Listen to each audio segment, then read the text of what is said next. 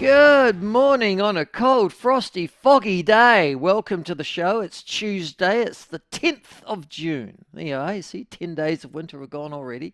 We got a lot more of this coming. July is usually colder, isn't it, Josh, than June? So Yeah, this is definitely. this is the portent, isn't it? But oh, yeah, it's cold. Yeah. So I hope wherever you are. Listen, and just on that, can I say, I've got the heat pump on too. I don't usually turn the heat pump on, to a particularly large temperature, Josh. I think I usually start about 19, but it's to 21 at the moment. So that's where the heat pump is. Well, you'd need it looking at your forecast. Jeez. Well, yeah, I mean, it's at 21 degrees, and what's 21? It's the old days of, it's about 70 degrees Fahrenheit under the old sort of system that I grew up with. So, I tend to reference because I'm aged. I tend to reference back to Fahrenheit to give me a better indication of what the weather's really like. So 21 is 70. Okay, that's fair enough. And other people would like to go a bit higher, 72, 74, 22, 23. But one of the things, Josh, that I've noticed, and you notice it in cold climates in particular. So if you're in the interior of the North Island or the South Island, and that's where it is, I guess, coldest in New Zealand, isn't it? The interiors of both islands. You do notice the difference between a log fire, um, a gas fire, and heat pumps, Josh.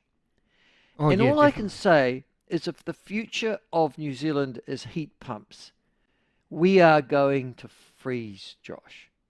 The difference between heat pumps, whatever the electricity is, and whatever you cranked it up to, the difference between a gas fire burning in the grate, or the difference between a wood fire stoked with coal is phenomenal. And I haven't truly appreciated until I came to Central Otago and struck the minus eights and the minus tens, what the difference is. If they are going to try and ban, and there is a move from greenies throughout New Zealand, and particularly in my locality, mostly, of course, well paid staff is living in coastal areas, trying to ban log fires over my cold, dead body, as Charlton Heston would say. Is that going to happen?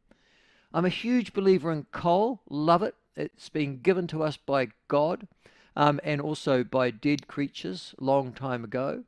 I think fossil fuels are magnificent. In fact, there wouldn't have been an industrial revolution without them. And I am not opposed to a good burning, raging log fire, Josh.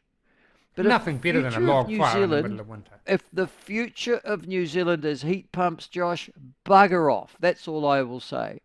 And of course, the other thing is that um, uh, you might not know this, but there is a suggestion, in fact, there are scare stories run by the New Zealand news media, aided and abetted by overemployed and overpaid local government officials and public health officials who claim that it's bollocks, it's a complete bullshit, that people are dying each year because there are folk who are stoking their fires in the middle of winter with combustible material, i.e., coal and wood. That's just nonsense.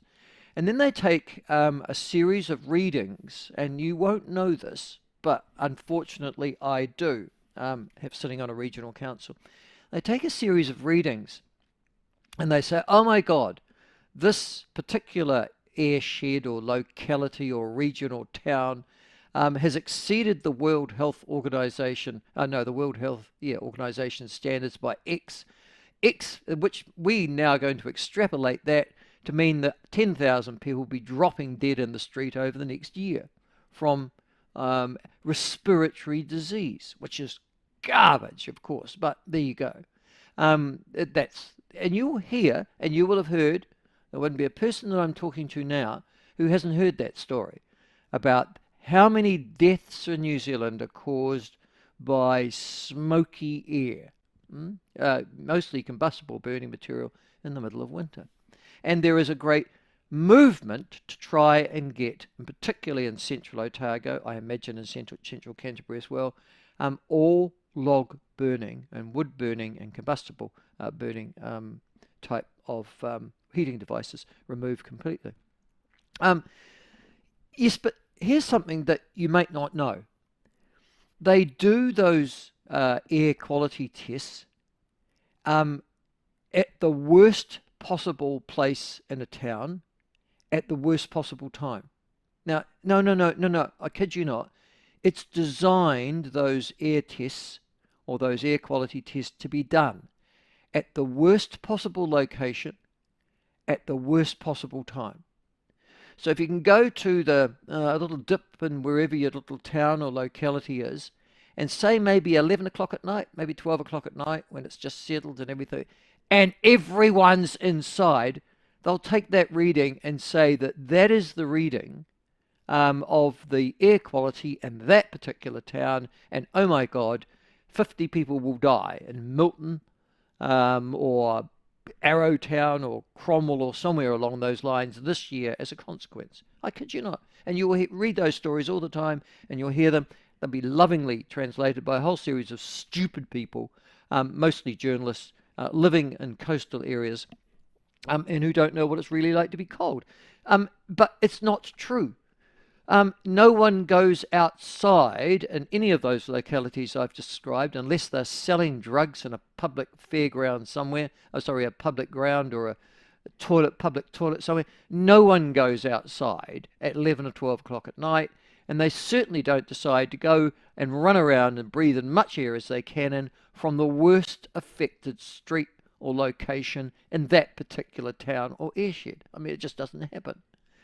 So there's the basis. So the next time you see some regional council or some Radio New Zealand story or Television New Zealand scare story about people dropping dead somewhere because of air quality, just remember what I've told you, because it's all a nonsense.